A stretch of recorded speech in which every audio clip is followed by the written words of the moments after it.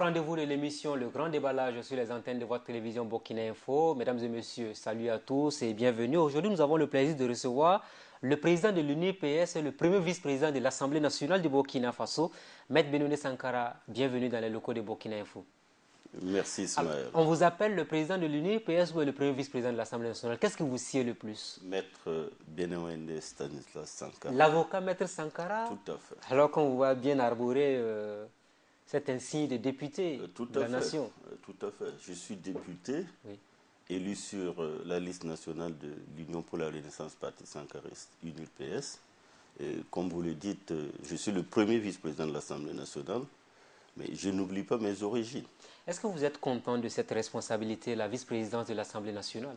Je suis plutôt fier d'une responsabilité à un très haut niveau de notre Parlement. Fier en ce sens que l'Assemblée nationale de la 7e législature augure également une nouvelle façon de voir et de faire la démocratie, avec des élections que les Africains, le monde entier ont pu apprécier et saluent d'ailleurs à sa juste valeur, en ce sens qu'après tout ce qu'on a connu comme événement au Burkina Faso, nous avons pu démontrer à la face du monde que l'alternance démocratique était possible par les urnes. Maître Benoît Sankara, dites-nous, est-ce que vous, premier vice-président de l'Assemblée nationale, c'est le parachèvement de tout ce combat politique que vous avez mené au Burkina Faso? C'est le début du commencement d'une nouvelle vie politique. Parce que vous êtes maintenant aux affaires, ça veut dire que vous avez plus de préoccupations qu'avant? Tout à fait, tout à fait. Est-ce que seconder un monsieur comme Salif Diallo, c'est facile? Je découvre l'homme au fur et à mesure. Je n'ai jamais travaillé avec lui, c'est la première fois que nous partageons ensemble une vision et aussi des responsabilités qui consistent avec le bureau de l'Assemblée nationale de faire en sorte que nous puissions réussir des missions qui sont les nôtres, notamment relever des défis qui ont été déclinés d'ailleurs par le docteur Salif Diallo à la session inaugurale. Est-ce que Salif Diallo vous met la pression souvent depuis que vous avez commencé à travailler ensemble? Franchement pas. Franchement pas. Tout se déroule bien? Il nous arrive de faire pratiquement des jours sans se voir. Chacun travaille dans son bureau. Mais l'essentiel, c'est de savoir que convergence de point de vue. Donc vous êtes permanemment au téléphone? Permanent, vous avez vu tout à l'heure, j'avais au moins 3 téléphones. Moi, j'ai plusieurs bureaux. J'ai le bureau d'avocat, j'ai mon bureau à l'UNIPS et j'ai un bureau à l'Assemblée nationale. Je pourrais même dire que c'est trop pour une seule personne. Mais il faut savoir rationaliser le travail à travers une équipe. Vous savez, Maître Sankara ne travaille jamais seul. Je dis, on gagne toujours en équipe. Maître Benoît Sankara, je voudrais qu'on revienne sur la session inaugurale de l'Assemblée du Burkina. Salif Diallo a tenu un discours très offensif.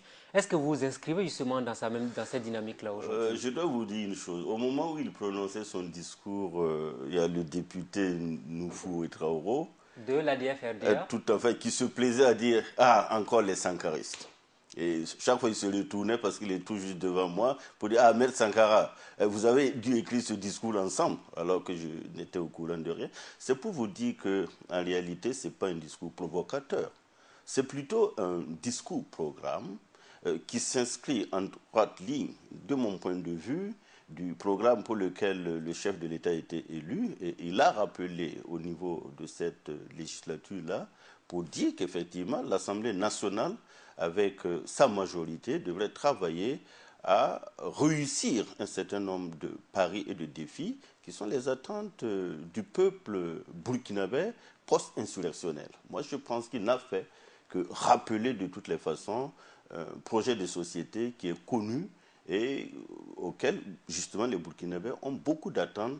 Il s'agit donc de faire de ce pays-là une véritable démocratie sociale. Alors, quand vous dites programme de société, projet de société, ça veut dire que vous, aujourd'hui, vous êtes tous dans la même dynamique, c'est de faire en sorte que le programme politique sur lequel le président Roch-Marc Christian Kabore a été voté soit mis en exécution. Tout à fait, monsieur. Donc, vous accompagnez le président dans sa mission. Tout à fait, monsieur. Alors, et votre programme politique que vous avez proposé au Burkinabé, qu'est-ce qu'il devient? Oui, si vous avez lu ou si vous avez suivi le discours qui a été celui du Premier ministre devant la représentation nationale, l'UNIPS s'est retrouvée justement dans l'action gouvernementale. Donc, il n'y a pas aujourd'hui à s'offusquer de se reconnaître dans une action pour laquelle nous sommes aussi co-responsables. Alors, Maître Benoni Sankara, on sait également que la coalition, votre alliance avec le MPP a créé beaucoup de débats, ça fait un tollé au sein de l'opinion. Avec le recul, est-ce qu'à un moment donné, vous avez eu des regrets? Pour le moment, non. Pour le moment, non. Et que répondez-vous à ceux qui pensent aujourd'hui que ce n'est pas votre place d'être aux côtés de la majorité? Ils ont certainement leur raison. Parce qu'effectivement, il y en a qui ont pensé que Maître Sankara, en réalité, est le prototype d'homme né pour être dans l'opposition et mourir dans l'opposition. Alors que Maître Sankara a une vision dynamique de la politique qui consiste à aller partout où se trouve le peuple. Nous avons chaque fois dit qu'il ne faut jamais faire un pas sans le peuple. Donc nous voulons rester en phase avec nos convictions. Mais nous ne voulons pas suivre, bien sûr, l'allure des spéculateurs. Est-ce qu'il y avait justement ces discussions à l'interne? On vous a promis la vice-présidence, Oh, pas du tout. Pas du tout. Non, non, non. quelques portefeuilles ministériels Pas avec du le MPP? Pas du tout, pas du tout. Ah, vous n'allez pas nous dire aujourd'hui que vous avez été surpris par les Non, responsabilités que vous avez nous obtenues? avons mené un certain nombre de tractations, mais pas seulement avec le MPP, avec d'autres partis politiques aussi. N'oubliez pas que le candidat du MPP, le président du FASO, a été élu sur la base d'un soutien de plus de 22 partis politiques. Il n'y avait pas l'UNIPS là-bas. Nous avons soutenu notre propre candidat, c'était ma modeste personne. Donc, après les élections, nous avons mené un certain nombre de tractations parce qu'avec nos 5 députés, effectivement, il fallait jouer l'avenir de ce pays. Et nous avons choisi, bien sûr, le bonheur de notre peuple au lieu d'aller là où, effectivement, ce pays peut renouer avec des crises. Était-ce le bon choix? Ah, tout à fait, je crois. Est-ce que cela ne va pas jouer sur la pérennité même de votre parti politique? Est-ce que l'UNIPS ne va pas être phagocyté par le MPP avec le temps? Non, je crois que l'UNIPS est un parti appelé à grandir et appelé même à gouverner. Donc nous travaillons sur le registre de pouvoir gérer efficacement ce pouvoir d'État et bien sûr de participer à la gouvernance générale. Alors avec le groupe parlementaire Burkina Lim, est-ce que vous serez dans le suivisme continu ou bien vous allez faire dans la rupture? Nous allons faire dans la critique qui sied, nous allons faire également dans la critique conformément à l'action d'un député qui est de contrôler l'action du gouvernement, mais aussi de faire des propositions de loi. Si vous avez observé notre groupe parlementaire Burkina Lim, dont je suis le vice-président, nous avons mené nos premières journées parlementaires autour d'une réflexion qui consiste à voir quel est notre vrai rôle pour apporter à ce peuple-là la réponse à ses aspirations. Donc votre appartenance à la majorité diffère totalement de celle qu'on a pu voir dans le passé. Mais bien sûr, puisque nous disons que notre groupe parlementaire, et d'ailleurs le président Bari, qui est le président du groupe parlementaire, a eu à dire que nous ne voulons pas faire du copinage. C'est-à-dire nous n'allons pas caresser le gouvernement dans le sens du poil et être complaisant des actes posés par le gouvernement. Alors que votre mission, c'est d'accompagner le président Roch-Marc Christian Kaboré, ce qui paraît tout de même paradoxal. Mais il faut que le président Roch-Marc Christian Kaboré évite les pièges du copinage. Il faut que le président Roch-Marc Christian Kaboré compte sur des gens qui sont capables de lui dire la vérité, qu'il rougisse, mais qu'on lui dise la vérité. Parce qu'il a pour mission, justement, de conduire ce pays à bon port en fonction du programme et des promesses pour lesquelles il a été élu. Donc nous ne voulons pas faire du copinage. Est-ce que dans la position préférentielle qui est la vôtre aujourd'hui, cela vous permet de vraiment dire la vérité au président Roch-Marc Christian Kaboré? Je n'aurai donc pas ma place. Je n'aurai donc pas ma place. Parce qu'on peut commencer à vous dire, vos ministres, les ministres qui sont issus de votre parti politique, si vous continuez à hausser trop le ton, on peut les mettre de côté. Qu'on les vide.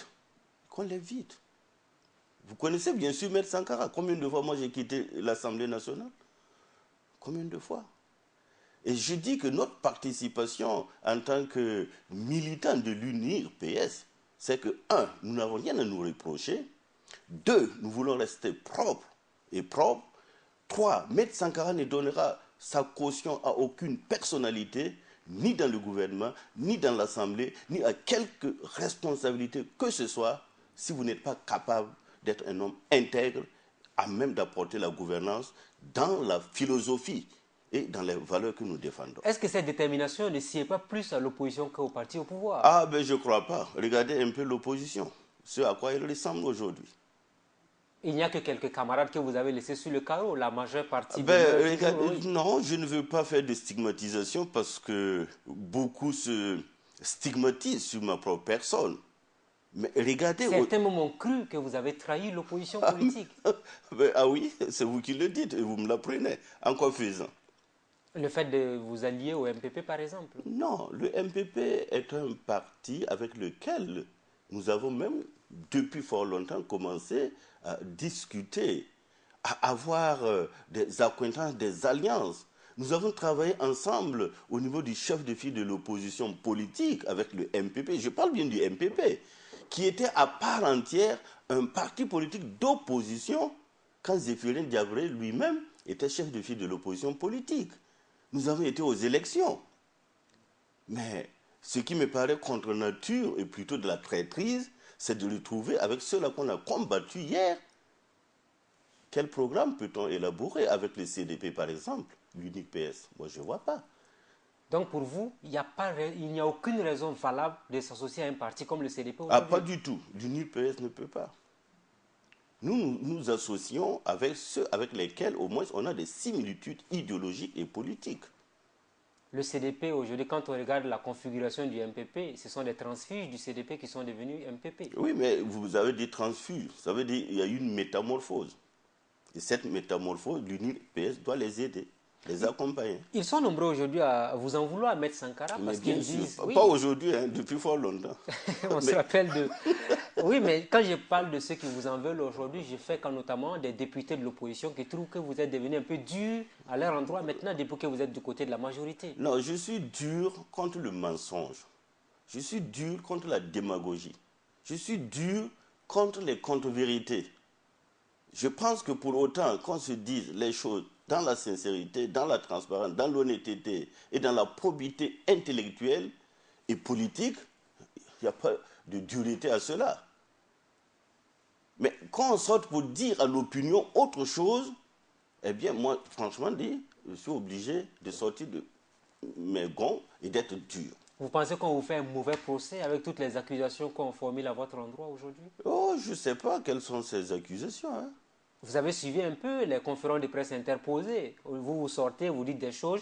L'autre côté aussi, on sort, on dénonce un peu ce que vous dites parce qu'on Non. trouve, beaucoup même vous trouvent méconnaissables au sein de l'opposition politique. Ce que je sache, il s'agit de la répartition des postes. À l'Assemblée nationale. Voilà. Donc je pense que ce qui a été dit par un certain nombre de responsables de l'opposition politique qui sont à l'Assemblée nationale, ce n'est pas vrai.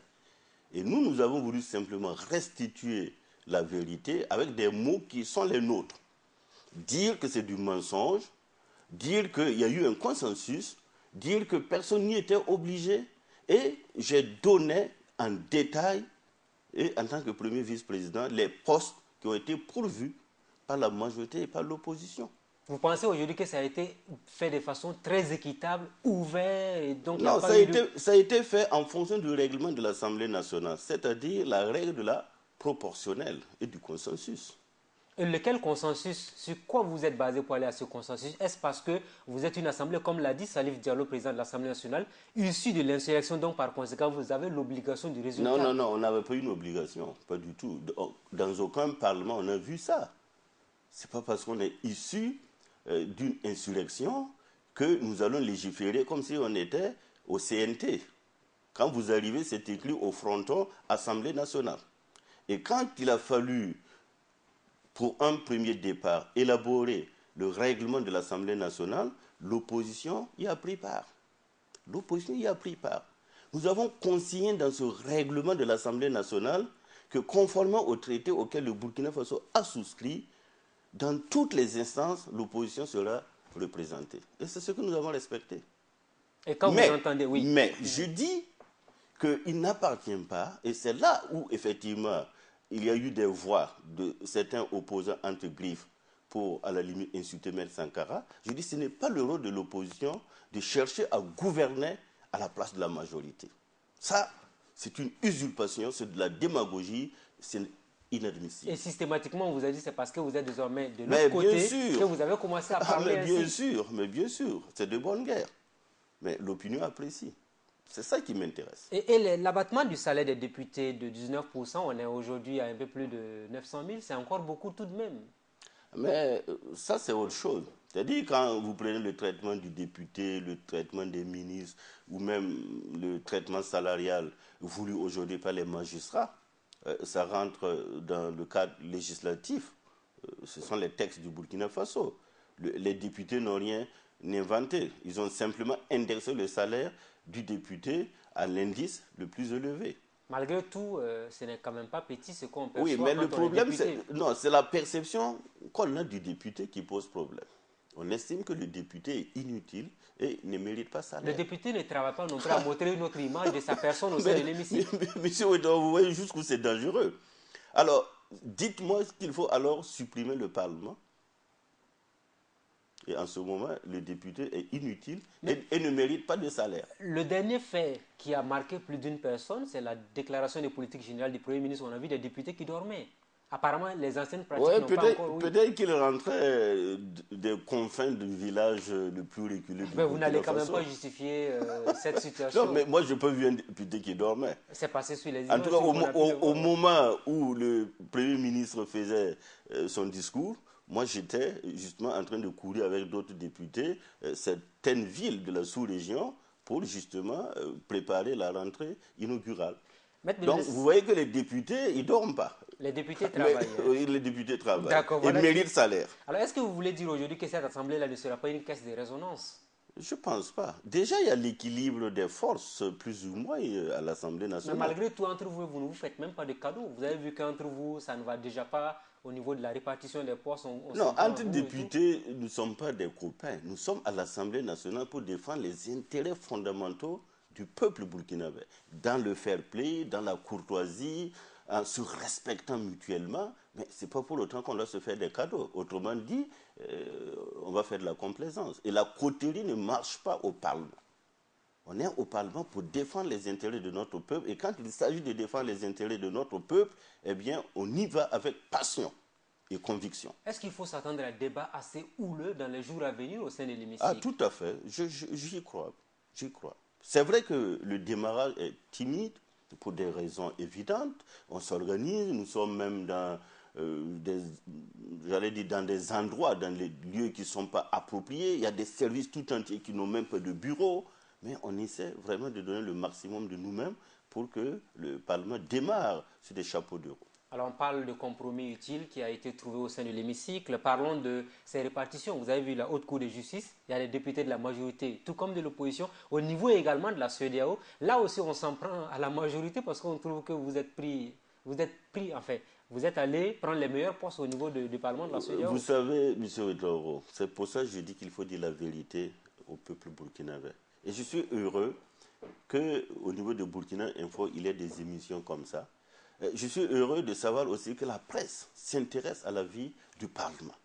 Parce que quand nous sommes rentrés d'Abuja, nous avons tenu à faire une conférence de presse pour expliquer ce que les parlementaires burkinabés sont allés faire au Nigeria, à Abuja. Il y a certains même qui se sont amusés à dire non, ils sont allés faire des postes. Mais c'était la séance inaugurale aussi de l'ECOWAS. Il faut d'abord responsabiliser les députés et ensuite commencer le travail. Et je dois vous dire que des députés sont déjà repartis à Abuja plusieurs fois pour commencer le travail. Le Burkina Faso a été représenté aussi bien par la majorité que par l'opposition. Et tenez-vous bien, le député qui a représenté tous les parlementaires burkinabés dans la commission de désignation, où il fallait désigner les responsabilités là, c'est le député Salif Sawadro, député du CDP, donc de l'opposition. Quand même, c'est ce qu'on veut. Ça veut dire que vous faites assez, mais on ne vous comprend pas. Je ne sais pas. Oui. Non, on fait plutôt de la politique politicienne, faite de pègre et de démagogie. Et quand on est allergique à cela, on s'offusque. Maître Sankara, même quand j'étais à l'opposition et chef de file de l'opposition politique, j'ai toujours respecté mon adversaire politique dans la transparence, dans l'ouverture, dans la sincérité, en pensant au peuple burkinabé. Mais aujourd'hui, il y en a qui pensent à eux-mêmes. Voilà pourquoi, justement, ils font du bruit autour des postes. Alors, l'opposition politique a été relancée. C'est vous qui avez été le premier chef de file de l'opposition politique de l'histoire du Burkina Faso avec un siège, on se rappelle bien. Aujourd'hui, Zéphirin Diabré a été reconduit. Vous n'êtes plus donc dans l'opposition politique. Est-ce que vous avez peur de cette opposition qui vient de voir le jour? Pourquoi avoir peur de cette opposition? Politiquement parlant, je ne crois pas du tout. Je ne crois pas. Je crois que l'opposition, aujourd'hui, a intérêt à mieux s'organiser, à créer autour de l'institution chef de file de l'opposition politique une synergie, comme nous l'avons conçue. C'est cette vision-là, d'ailleurs, qui a permis à l'émergence de forces politiques nouvelles, sorties même du parti au pouvoir à l'époque, comme l'UPC et le MPP. Franchement dit, je voudrais m'enorgueillir de cela. Ah oui, parce que c'est la dynamique de l'organisation de l'opposition à l'époque, où on disait que oui, c'était une opposition fragile, à la limite inexistante là. On se rappelle de votre appel à l'opération Blaise Dégage qui n'avait pas abouti à le 30 avril 2011. 2011. Oui, et pas des moindres justement qui étaient avec nous, étaient allés faire meeting contre meeting même, contre l'opposition à l'époque. Mais tournons cette page-là pour voir l'avenir en rose et de dire que cette opposition doit mieux s'organiser de façon efficace et être une force de contre-proposition au lieu d'être une force de déstabilisation. Ben justement, parlons-en. Vous pensez aujourd'hui que cette opposition-là, elle doit surtout travailler à vous aider à construire le pays? Parce que tel que l'on présente la situation, une opposition est là pour s'opposer, la majorité gouverne. Le rôle d'une opposition est d'être, si vous voulez, une autre force de proposition. De dire de façon critique que si j'étais au pouvoir, voilà ce que j'aurais pu faire par rapport à l'intérêt de notre peuple dans tel domaine, dans tel domaine. Critiquer les actions négatives du gouvernement pour permettre au gouvernement de se ressaisir et de faire davantage. C'est la nation qui gagne.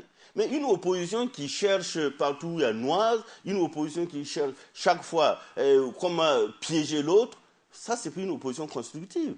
Une opposition qui saisit chaque fois de tout ce qui est mauvais pour, j'allais dire, pousser le pouvoir dans le gouffre, à se casser la pipe et, à la limite, brûler le pays, ça, c'est pas une opposition. Nous, on n'a pas fait ça. Le Burkina est dans une nouvelle dynamique maintenant. On se dit que peut-être les choses sont en train de changer tout doucement. Mais je me dis que si on est parvenu, avec tout ce que nous avons connu, à savoir l'insurrection populaire, ensuite on a fait la résistance active contre un coup d'État, pour dire que les Burkinabés aiment la démocratie, veulent la démocratie, et ont choisi librement un chef d'État. Je pense qu'on l'a choisi parce qu'il a présenté un programme. Tout ce qu'on doit attendre de ce chef de l'État, c'est de voir est-ce qu'il a trahi sur la base de son programme et des promesses ou pas. Et c'est sur justement les actions du gouvernement qu'on devrait mener la critique. Et c'est ça le rôle de l'opposition. Maintenant, la majorité doit travailler effectivement à gérer pour mériter cette confiance-là, parce que les élections, c'est dans moins de 5 ans. Hein. C'est dans moins de 5 ans. Bien sûr. Si cette opposition est bien organisée et peut porter, en tout cas, le bonheur, avoir la confiance du peuple dans 5 ans, eh bien, le peuple va encore choisir. Vous voulez dire que si cette opposition peut porter le programme alternatif Sankaris, éventuellement pourquoi pas? Pourquoi pas? Puisque aujourd'hui, l'image de Sankara n'appartient plus à des partis politiques dits sankaristes. La preuve, c'est que vous les trouvez à l'opposition. Avec Zéphirin Diabré. Ils sont partout. Ils sont partout. Alors, dites-nous, Maître Benoni Sankara, quand vous regardez un peu la composition politique de l'opposition avec sa première sortie médiatique face à la presse, ça vous a fait sourire que des responsables du CDP, de la DFIDA se retrouvent autour de Zéphirin Diabré aujourd'hui? Non, moi, ça ne me fait pas sourire. J'en ai plutôt honte. J'en ai plutôt honte. Voilà pourquoi je dis que l'opposition doit plutôt chercher à se crédibiliser. Parce que, effectivement, trouver Gilbert Noël Ouedraogo de l'ADF-RDA avec le CDP et puis au milieu l'UPC qui était le chef de file de l'opposition politique, moi ça me fait honte. Quelque part ça me chiffonne, ça me chagrine parce que nous avons travaillé avec l'UPC avec, j'allais dire, un programme. Nous avons eu une feuille de route par rapport à la lutte pour l'alternance, c'est-à-dire le refus du Sénat, le refus de la modification de l'article 37, et c'est tout cela qui a fait partie Blaise Compaoré. Maintenant, si vous les trouvez avec ceux-là qu'on a combattu, que nous-mêmes, nous avons eu j'allais dire, éliminer dans le cursus électoral, en saisissant le Conseil constitutionnel et tout. Bon, vous voyez que c'est un peu gênant. Donc pour vous, la place de l'UPC, c'était au sein de la majorité? Non, mais moi, je n'ai pas dicté la place de l'UPC. Mais supposons que Pas du l'UPC tout. même rejoigne la majorité, ça veut dire que tout simplement, on n'aura plus une opposition assez forte. Non, le De problème... par le nombre de députés que le parti a pu obtenir. Le problème, ce n'est pas de mesurer la force au regard du nombre de députés. Je pense que le vrai problème pour notre démocratie, c'est de mesurer ce que les partis politiques et leurs leaders ont d'essentiel, de fondamental dans les propositions pour reconstruire ce pays. Et faire de ce pays-là havre de paix. Faire de ce pays-là un pays de développement. Faire de ce pays-là un pays harmonieux. Au lieu de chercher coûte que coûte, par toutes les stratégies, toutes les tactiques, à vouloir être chef d'État. Ah, donc, c'est ça qui mais quand on vous écoute attentivement, vous avez votre si privilégié qui est Zéphirin Diabré. Pas du tout. Pas du tout. Ah, mais pas ce que vous pas dites, c'est ce qu'on constate. constate. Non, on a cité un exemple, et j'ai donné l'exemple de Zéphirin parce que c'est lui qui est le chef de file de l'opposition. Donc pour vous... Et il était chef de file de l'opposition avant l'insurrection. Aujourd'hui, il est encore chef de file de l'opposition et il compose avec des forces qui auraient pu être ses adversaires. Vous m'avez demandé si ça me fait sourire. J'ai dit non, ça ne me fait pas sourire.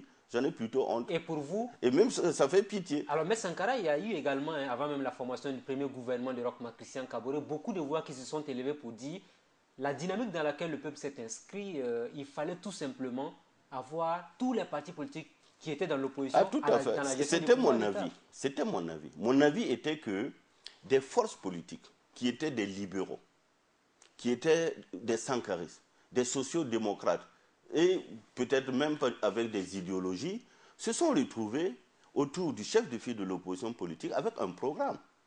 Nous avons été à la compétition électorale. Un des nôtres a gagné.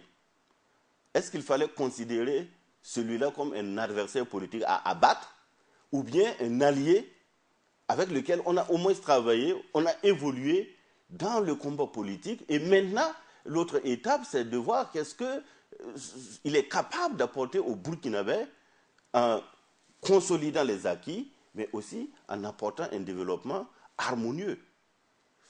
C'est des questions simples auxquelles l'UNI d'ailleurs s'est posée et nous avons fait notre choix en disant, avec nos 5 députés, si nous pouvons contribuer à consolider les acquis démocratiques dans ce pays, si nous pouvons contribuer au bonheur de notre peuple, dans la stabilité, dans la tranquillité, eh bien, pourquoi s'opposer?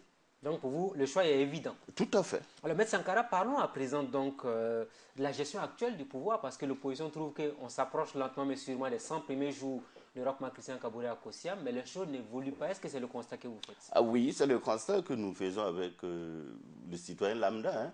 Mais nous comprenons pourquoi c'est comme ça. Parce qu'effectivement, vous avez parlé d'insurrection, on a parlé d'une transition. Effectivement, après les élections, il faut que les institutions s'installent. Les institutions, j'allais dire, s'installent plus ou moins ex nihilo. Il faut tout refaire. Il faut tout refaire. Et nous comprenons qu'en 3 mois, ce n'est pas suffisant pour effectivement avoir un bon démarrage de tout le processus. Est-ce que l'actualité n'est pas trop focalisée sur l'histoire des Korlero aujourd'hui? Mais qui est derrière les Korlero aussi? Ben, vous êtes bien placé pour répondre à cette question. C'est une question à laquelle moi je me pose tous les matins. Parce que ces Korlero existaient bien avant. L'implication de la communauté à prendre en main sa sécurité ne date pas d'aujourd'hui. Je me souviens que sous la 4e ou la 3e législature, nous avons discuté de la police de proximité.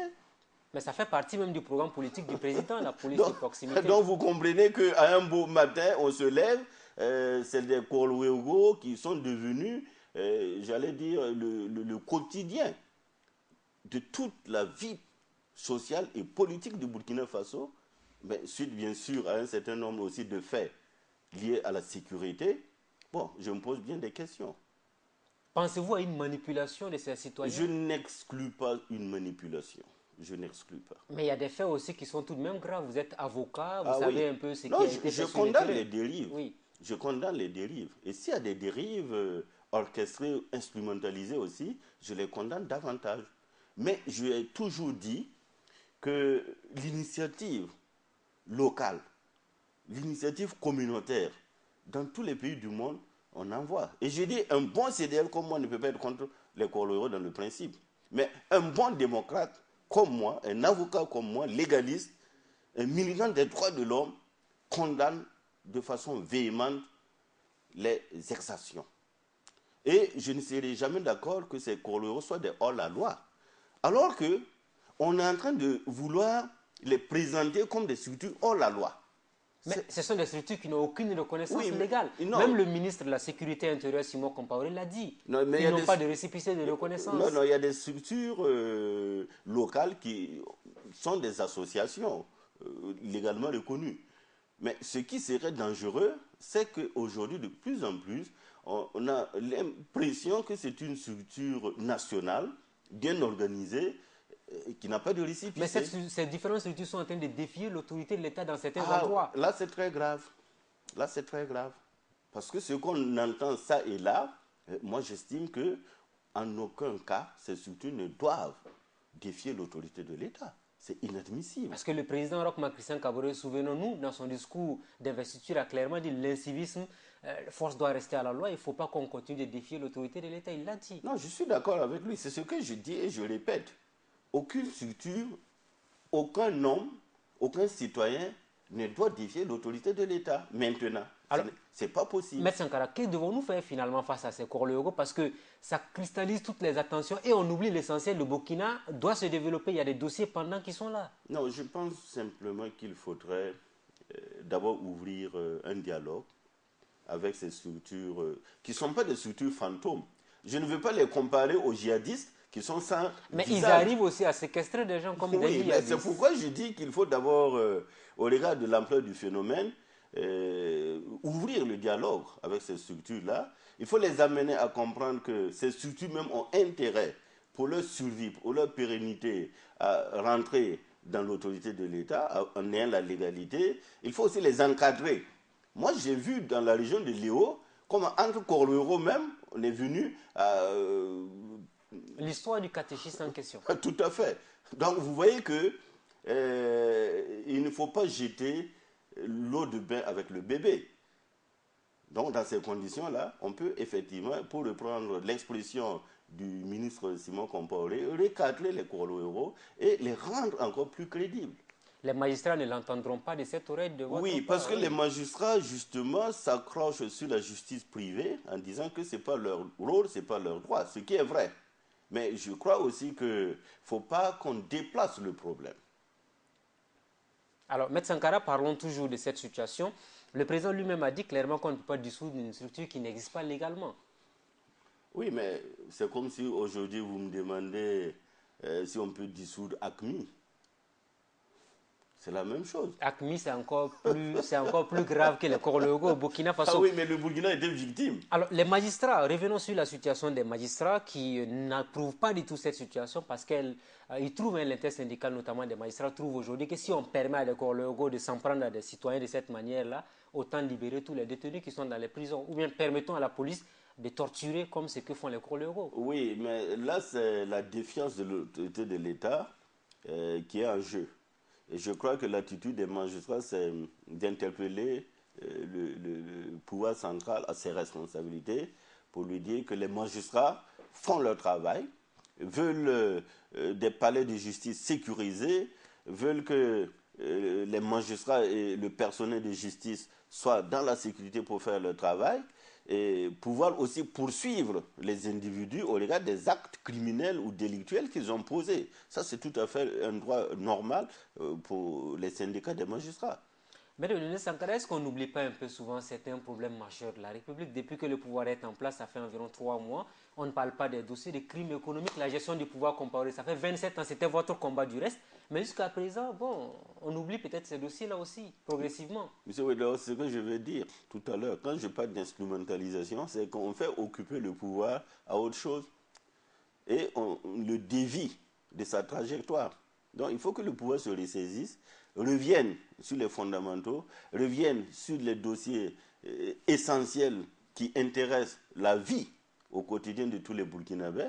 Bon, je ne dis pas que la question de sécurité n'est pas une question centrale, mais ce n'est pas la seule question qui doit préoccuper, en tout cas, la vie des citoyens du Burkina Faso. Donc pour vous, les dossiers de crimes de sang et de crimes économiques pendant les 27 ans, c'est le moment ou jamais de les ouvrir? Mais bien sûr, mais je crois déjà que selon mes informations, tout est en tout cas en train de se mettre en place pour revoir la continuité de ces dossiers-là, comment les examiner. Mais comment on peut aussi aboutir à des jugements si le personnel chargé est en grève ou presque tous les jours en mouvement. Donc, Ben, autant trouver de meilleures solutions, de meilleures conditions de vie et de travail pour le personnel judiciaire, tout simplement. pourquoi pas pour les journalistes aussi?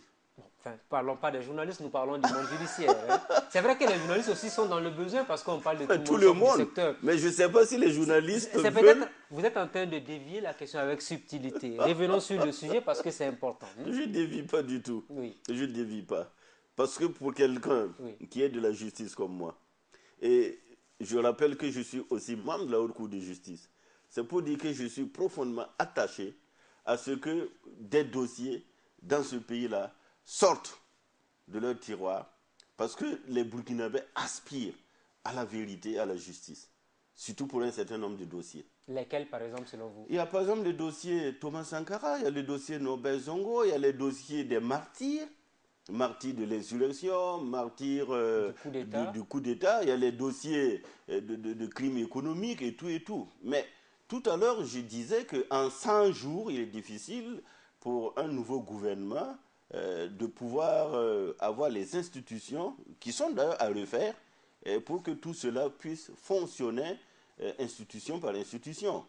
Donc c'est tout un ensemble de conceptions. C'est pour ça, d'ailleurs, dès le départ, nous avons dit que si nous avons adhéré à ce processus-là, c'est parce qu'effectivement, on se retrouve dans un certain nombre de gouvernances, de types de gouvernance, qui vont nous permettre, par exemple, de lutter contre la corruption, de lutter contre l'impunité, de faire sortir un certain nombre de dossiers et de faire en sorte que les Burkinabés retrouvent cette confiance-là. Et cette confiance retrouvée, ça permet aux acteurs d'être à l'aise pour travailler. Mais si d'ores et déjà, pour certains qui ont dit, depuis la transition, nous on avait nos dossiers et puis on vous attendait, bon, c'est pour dire qu'on a grippé. Sinon, qu'on tente de gripper la machine même, dès le départ. Ben, c'est la machine, c'est le gouvernement qui doit se ressaisir tout simplement Mais à ce bien sûr, niveau-là. non, je ne dédouane pas le gouvernement.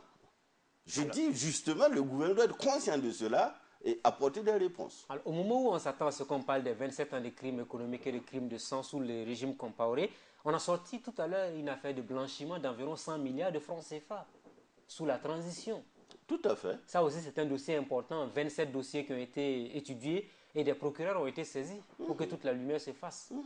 Oui, j'ai appris ça aussi par la presse et je pense que c'est une bonne chose que déjà on aille vers la découverte de la vérité. C'est cette manifestation-là qui va permettre aux Burkinabés de comprendre aussi les dessous et comment lutter contre la corruption et contre l'impunité. Blanchir l'argent, vous savez, il y a une loi contre cela et je me félicite justement que d'ores et déjà on commence à vouloir lutter contre ce phénomène par le sommet. Ça, c'est vraiment une très bonne chose. Donc, ça, pour vous, c'est un bon signe, c'est un bon début. Tout à fait. Alors, il ne suffit pas de démarrer parce qu'au Burkina, on a tellement ouvert de dossiers. Vous avez vu sous la transition, les dossiers de crimes de sang et de crimes économiques ont été ouverts. Mais à peine la transition terminée, c'est comme si on est retombé dans la routine. Le peuple doit veiller. Le peuple du Burkina Faso doit veiller à ce qu'aucun dossier ne soit à nouveau enterré. Ça, c'est aussi le rôle de nous autres députés, de nous autres qui avons accepté d'amener comme mission de contrôler l'action du gouvernement et de faire la pression partout dans le sens des intérêts de notre peuple. Et si on ne le fait pas, le peuple doit nous juger. Et le peuple doit vous juger, ça c'est un impératif. Alors, tout à fait. Il y a d'autres dossiers aussi, le mandat d'arrêt contre Blaise Compaoré, contre Guillaume Soro. Finalement, tous ces dossiers ont tendance à être phagocytés, je pourrais me permettre. Par la politique. Par la politique, malheureusement. Tout à fait. C'est parce que c'est des hommes politiques, ce sont des acteurs politiques. Mais je dois simplement rassurer l'opinion que cela n'empêche pas, n'entrave pas l'action de la justice. Si Blaise Compaoré ne veut pas répondre devant la justice, de son pays, qui n'est plus de son pays, du fait de sa désormais nationalité ivoirienne, ce n'est pas pour autant qu'on ne doit pas le juger. Il peut être jugé par contumace et il en tirera toutes les conséquences. Ah, pour vous, aujourd'hui, il faut juger Blaise Compaoré par Ah, contumace. mais pourquoi pas? On ne peut pas obliger le président Alassane Dramane Ouattara à le déférer. Donc on peut le juger par contumace. Et le condamner à plusieurs années de prison. Oui. Vous serez très satisfait parce que vous avez été l'un des farouches opposants à Blaise Compaoré ces dernières années. Non, nuançons. Je ne veux pas dire que de façon opportuniste, je veux profiter d'une situation. Blaise Compaoré doit répondre de ses actes. C'est ça qui m'intéresse. Tout comme tout autre citoyen. Mais est-ce que vous pensez aujourd'hui que la position que le pouvoir ivoirien occupe n'entrave pas un peu les relations entre les deux pays? Bien sûr que si vous avez dans le collimateur de votre justice le président de l'Assemblée nationale d'un autre pays qui est sous mandat d'arrêt de votre justice, ça va naturellement rejaillir sur les relations au sommet. Mais je pense d'ailleurs que c'est au regard de cela que nous avons parlé de règlement diplomatique. Parce que là où la politique ou la justice peut échouer, la diplomatie peut réussir. Et pour vous, diplomatiquement parlant, on peut régler cette crise sans problème. Ce n'est pas ce que je dis. Mais ça pourrait être une piste. C'est une piste. Mais Ok. juridiquement parlant, la justice a toujours le dernier mot. Parce Voilà. que même les diplomates les plus férus ne sont pas au-dessus de la loi. Alors, au moment Pas où même le chef de l'État. voilà qui est bien dit. Merci. Alors, au moment où on parle des dossiers Guillaume Soro, Blaise Compaoré, on revient sur la gestion de la transition parce qu'il y a également là, on parle de deal de parcelles. Vous avez vu un peu dans la presse tout ce qui se dit. Est-ce que vous pensez qu'il faut faire le procès aujourd'hui de la transition politique? Je n'en sais rien, mais je veux simplement dire que ce sont des faits qui sont relatés à travers la presse. J'ai vu que la Sonature, ce matin, a usé d'un droit de réponse. Attendons maintenant les mises en cause, ce qu'ils vont dire.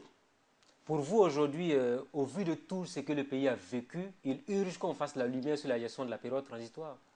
Pas seulement de la période transitoire. Vous savez, le devoir de rendre compte, pour moi, est un impératif pour tout détenteur du pouvoir du peuple. Que ce soit hier, aujourd'hui ou demain, il faut que ce soit comme ça. Donc ça veut dire que quand M. Sankara va quitter la vice-présidence de l'Assemblée, il va rendre compte de tout ce qu'il a Ah pu oui, faire. ah oui, ah oui. Je dois le faire. Avant de prendre fonction, vous avez vous-même décidé de déclarer par exemple vos biens? Oui, je me rends compte que l'article 14, si je ne me trompe pas, de la loi, fait obligation aux parlementaires de le faire devant le Conseil constitutionnel. Vous l'avez fait vous? Je ne l'ai pas fait, mais je le ferai. Ah, mais ça commence à traîner tout de même. Non, Généralement, quand on prend le temps, après on vous dit, avec les occupations, je n'ai pas pu le faire, ainsi de suite. Non. Si vous voulez, dès demain, vous venez avec votre caméra, je vous montre tout ce que j'ai comme bien. Donc vous n'avez rien à cacher. Hein? Pas du tout. Voilà qui est bien dit. Alors, Maître Bénodet Sankara, on s'achemine naturellement vers la fin de ce rendez-vous avec vous. Parlons à présent de l'avenir même de votre parti Unir PS et de Maître Sankara lui-même. Politiquement, est-ce que dans 5 ans, avec notamment votre appartenance à la majorité, vous aspirez encore diriger le Burkina comme président du Faso? Oui, Ça ne limite pas vos ambitions laissez présidentielles? les Burkinabés dans 5 ans décider. Peut-être que ce sera vous. Oh, moi je n'ai aucune ambition pour le moment. Oui, mais si les Burkinabés ont une ambition à travers vous. Parlons de Maître Sankara. Oui, c'est Maître Ça Sankara veut qui dire parle. que vous, si c'est le peuple qui se lève pour dire on veut de vous président de façon, vous allez souscrire à l'appel du peuple. Mais si le peuple demande que Maître Sankara effectivement exerce le pouvoir d'État parce qu'il trouve son intérêt en Maître Sankara, je ne dois pas refuser. Maître Sankara, est-ce que vous avez un mot pour le peuple ivoirien qui a été éprouvé par les attentats de Grand Bassam? Tout à fait. Déjà, l'Assemblée nationale, par la voix de son président, le docteur Salif Diallo, a fait un message de condoléances, de compassion au peuple ivoirien, et particulièrement en s'adressant à ses plus hautes autorités. En ce qui me concerne, au nom de l'UNIL-PS et à mon nom personnel, c'est de réitérer tous les Ivoiriens toute notre solidarité. N'oubliez pas que des Burkinabés aussi ont été éprouvés. Ce qui est arrivé à Grand Bassam, tout comme à Ouagadougou, tout comme à Bamako, en France, partout ailleurs dans le monde, comme en Turquie, ce sont des actes que nous condamnons parce que le monde aspire, c'est vrai, à la justice, à l'égalité, Mais ce monde a besoin de paix. Ce monde a besoin de vivre en toute fraternité. Nous n'avons pas besoin de djihadisme, nous n'avons pas besoin de terrorisme, sous quelque manière que ce soit. Nous avons besoin plutôt d'amour à partager entre nous. Merci bien, Maître Benouné Sankara. C'est moi qui vous dis merci. Merci bien. Ainsi prend fin l'émission. Le grand déballage, merci à tous et à toutes de nous avoir suivis. Rendez-vous la semaine prochaine avec un nouvel invité. À très vite sur Burkina Info.